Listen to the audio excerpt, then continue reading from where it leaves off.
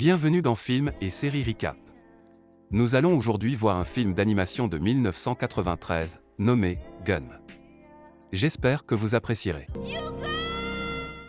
Le film commence dans un futur apocalyptique. Les humains vivent maintenant en deux catégories, ceux vivant sur Zalen, une ville flottante tenue par des câbles, profitant des meilleures ressources de la Terre, considérée comme un paradis, et la Terre, pleine de déchets, polluée, vivant pour Zalem, des restes de Zalem. Dans l'une de ces immenses décharges, un homme, Ido, trouve une tête de jeune fille, et est pris d'une grande joie. Rien de morbide, c'est une cyborg, une humaine modifiée par des compositions robotiques.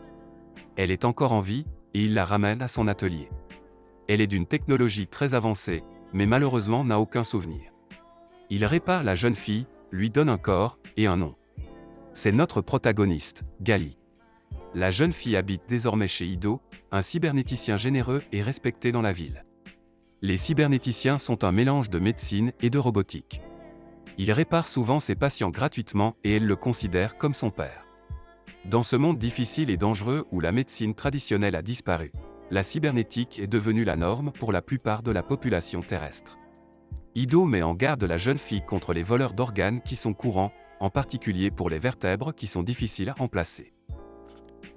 Plus tard dans la nuit, une prostituée se fait sauvagement assassiner dans la rue par un assaillant inconnu, mais tard cette nuit-là, Ido rentre, sans se faire entendre. Le lendemain, la jeune fille remarque qu'il est blessé, mais il lui donne une excuse improbable. Elle sait qu'il lui cache quelque chose. Elle éprouve une forte attirance envers Hugo, un jeune adolescent mécanicien de son âge. Il l'emmène dans un endroit secret avec une vue imprenable sur la cité, et lui raconte l'histoire de la Terre et de Zalen, sachant qu'elle a perdu la mémoire. Le rêve de Hugo est de pouvoir se procurer un billet pour Zalen, aveuglé de l'admiration que la jeune fille éprouve pour lui. Son frère avait également ce même rêve et avait même fabriqué une montgolfière pour y accéder, mais elle a été détruite par les autorités, car l'accès à Zalen est interdit aux habitants de la surface. Hugo travaille dur et économise dans l'espoir de pouvoir y entrer légalement. Il arbore aussi une immense cicatrice tout le long du poignet droit. De l'autre côté de la ville, Ido retrouve Shiren, une autre cybernéticienne. On découvre qu'ils sont tous deux originaires de Zalen, mais alors qu'Ido s'est adapté à la vie à la surface, Shiren ne la supporte plus. Ils étaient les meilleurs dans leur domaine à Zalen, et ont accepté une mission d'utiliser leurs talents sur Terre. Shiren est désespérée et lasse de sa vie actuelle et souhaite y retourner. Ido tente de la réconforter, et la met en garde que le consortium, la haute autorité de Zalem qui les a envoyés, ne permettra jamais cela. Pourtant, elle est convaincue d'avoir trouvé quelqu'un capable de les ramener à Zalem et veut qu'Ido l'accompagne, mais il refuse. La nuit tombée, Ido ressort discrètement, et Gali le suit. Dans une ruelle sombre, une femme marche seule et sans qu'elle ait suivi. Elle s'enfuit, mais est stoppée par deux cyborgs, dont l'un est immense et caché sous une cape. Ido intervient et permet à la jeune fille de s'échapper saine et sauve. Ido n'est pas l'un des voleurs de vertèbres, bien au contraire, en secret, c'est un chasseur de primes. Cependant, il est vaincu lors de l'affrontement. C'est alors que Gali intervient, et avec une force et une technique venue de nulle part, décapite d'un coup de poing l'un des agresseurs. Le plus grand des agresseurs enlève sa cape, dévoilant un cyborg dont le seul élément humain restant est le visage. Ido tente de gagner du temps pour permettre à Gali de s'échapper, mais celle-ci avance calmement vers l'adversaire et envoie le cyborg géant dans une colline en deux coups. Gali semble être en transe, et Ido suppose que sa mémoire antérieure était programmée pour le combat. Plus tard, Ido et Gali récupèrent la récompense, mais découvrent que les deux individus n'étaient pas les voleurs de vertèbres recherchés par tous, mais des suceurs de cervelle, une drogue dans le futur. Dans le bidonville qu'est devenu la Terre, la justice et la police ont disparu, et leur rôle a été donné aux chasseurs de primes. Gali demande à Ido de devenir elle aussi chasseur de primes, mais il refuse. Il l'a réparée, elle qui n'était plus qu'une tête quand il l'a trouvée, et souhaite lui offrir une bonne vie, pas une tachée de sang. Mais celle-ci s'est sentie vivante quand elle a combattu, et part en courant devant sa décision. Dans un luxueux appartement, Shiren vient de faire l'amour avec l'homme qui promet de pouvoir garantir le passage à Zalen, Vector. En plus de se donner à lui, elle utilise ses connaissances en cybernétique pour son arène de gladiateurs, les rendant plus assassins. Ce soir-là, le cyborg battu par Gali lui demande de l'aide. Il s'appelle Grushika et a été un gladiateur, mais il a perdu son nom et sa réputation en raison de son addiction. Il raconte alors son histoire, qui inclut sa rencontre avec Ido et une cyborg meurtrière. Les dommages infligés à Grouchika sont considérables, et elle suppose qu'Ido cherche à rivaliser avec une création supérieure à la sienne, réduisant ainsi ses chances de retour à Zalem. Elle accepte alors de transformer le cyborg en une véritable machine de guerre. Le jour suivant, Ido réfléchit à la demande de Gali. Il se rend compte que ses rêves et ceux de sa fille diffèrent et finit par accepter de la laisser devenir chasseuse de primes. Plus tard, elle subit une opération pour tatouer son cerveau, officialisant son nouveau statut. Elle exprime sa gratitude envers un Ido fier.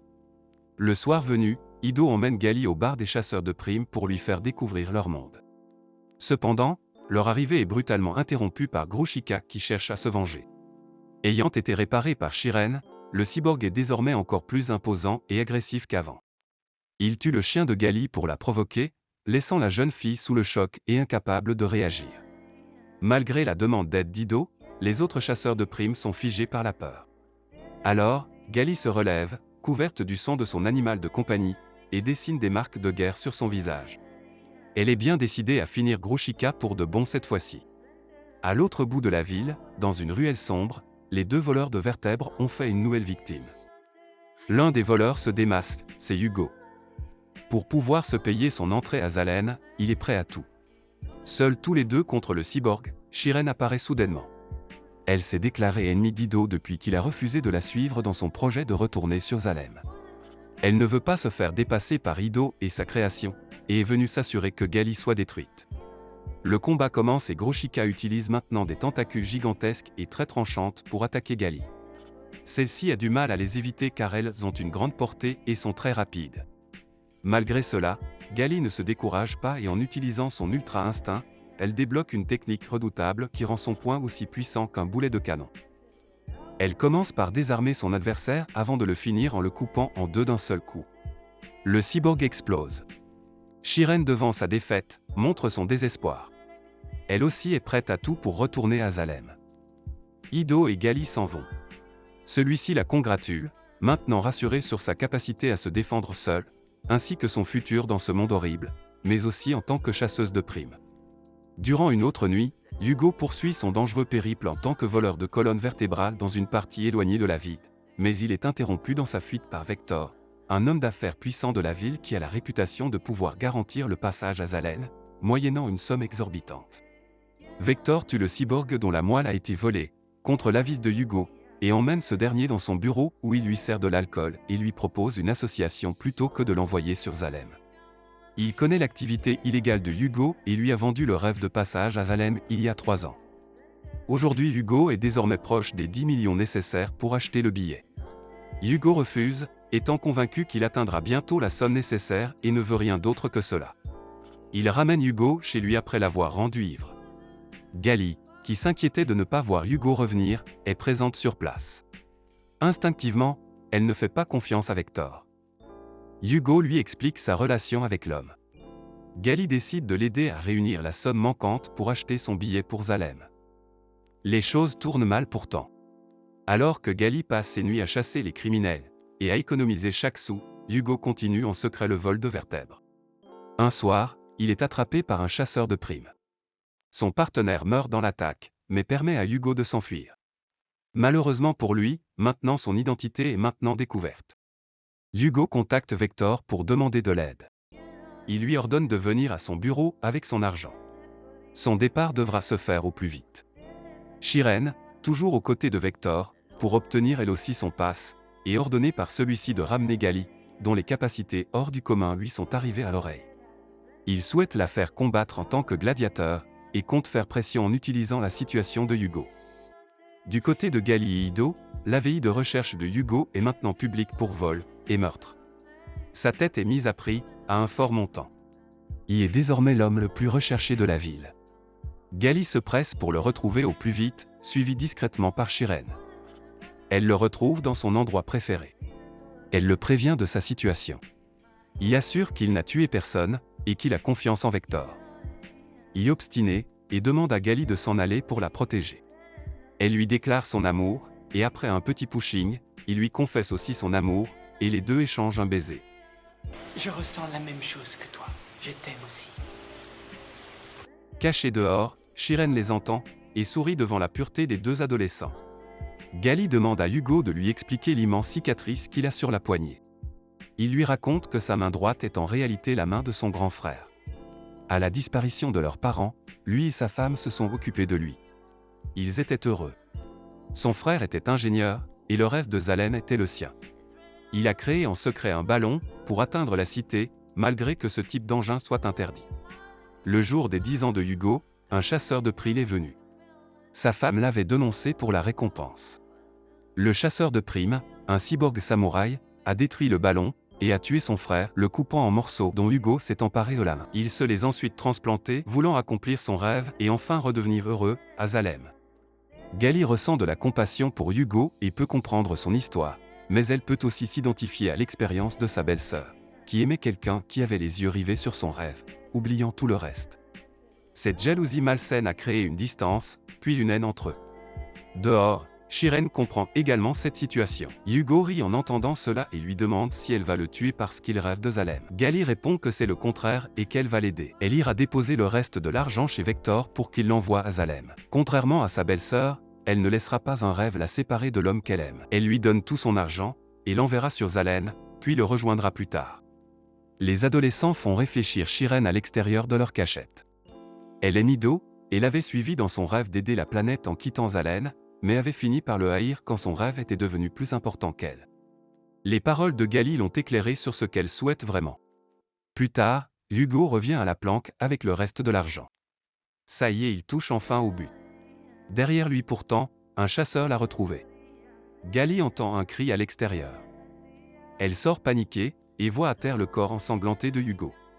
Devant le corps, le chasseur de primes samouraï, qui avait aussi tué son frère. Gali se confronte au samouraï pour venger Hugo. Malgré sa redoutable habileté, le combattant donne du fil à retordre à Gali. Cependant, elle utilise son corps pour accumuler de l'électricité dans le sabre du samouraï, ce qui le rend vulnérable à la foudre. Grâce à cette stratégie, Gali finit par vaincre son adversaire. Gali s'effondre en larmes devant le corps de Hugo et appelle à l'aide, ne sachant pas quoi faire. Shiren apparaît alors derrière elle. Plus tard, Gali arrive à la clinique de Ido en portant le corps de Hugo sur son épaule gauche et sa tête séparée de son corps sur la droite, reliée aux systèmes vitaux de Gali. Elle supplie Ido de l'aider, désespérée de sauver son amour.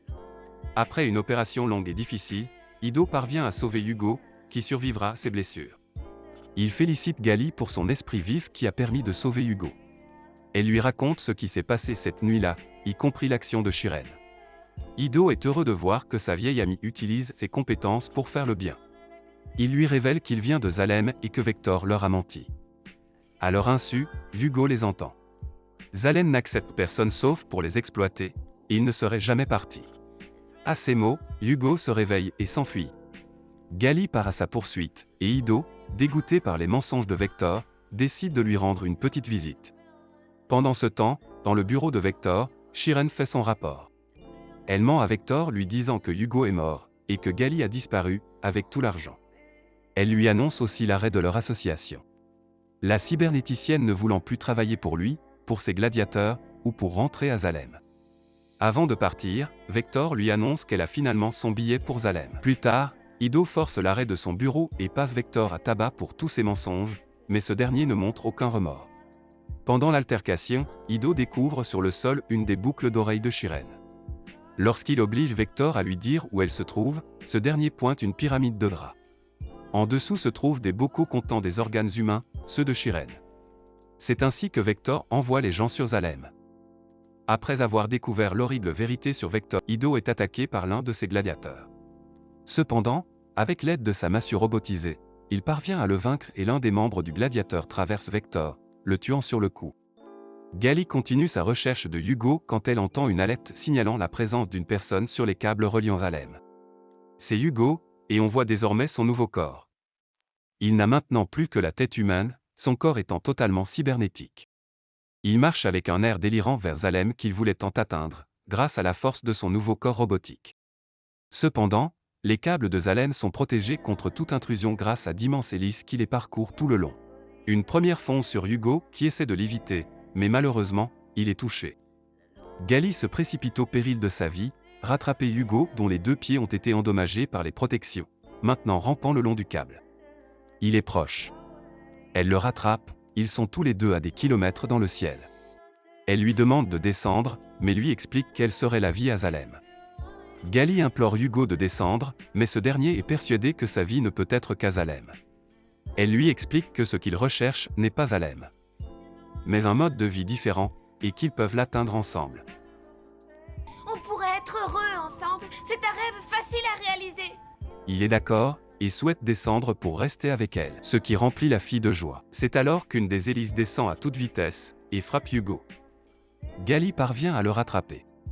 Il est gravement endommagé. Il ne reste que le haut de son corps. Malgré tout, il semble heureux et confie à Gali qu'il a réalisé son rêve le jour où il l'a rencontré, sans même le savoir. J'ai atteint mon rêve le jour où je t'ai rencontré. Puis, son bras se détache et il tombe, le sourire aux lèvres, dans les nuages.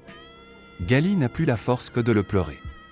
Le film se termine avec Gali et Ido rendant hommage à Hugo en envoyant son bras, la seule chose qu'il reste de lui, dans les airs, vers Salem, à l'aide d'un ballon. Fin.